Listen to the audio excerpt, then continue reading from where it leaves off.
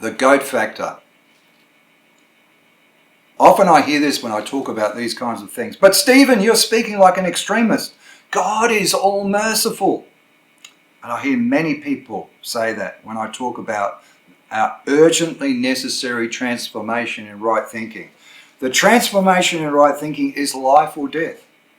However, most of us do not want to hear about what it takes. We call the simple instructions from the Bible and the spirit of prophecy extremism.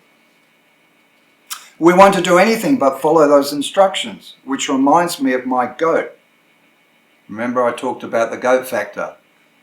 I asked my wife when we moved to this property not to get goats, but we ended up having goats. And one particular goat always finds his way out of the fence, out of his enclosure. He's always doing the wrong thing. And I can yell and I can scream. I can open the gate and point and yell and say, go back in your fence, get back. And you know what he does? He just looks at me and he just chews. And he says, yeah, buddy, what are you going to do about it? And this is a bit like us, isn't it?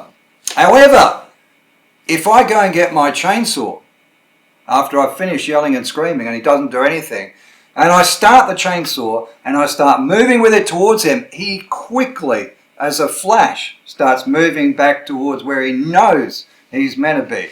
You can see the similarity. We know where we're meant to be, don't we? We know what we're meant to be doing, but we don't do it. That goat is exactly the same. Unfortunately,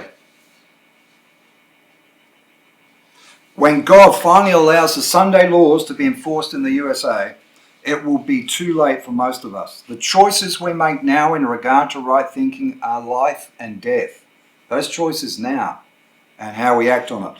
Does God want people like my goat in heaven who will just do what they feel like doing unless there is no alternative? No. He wants people he can trust to be in right thinking, doing righteousness always, continually.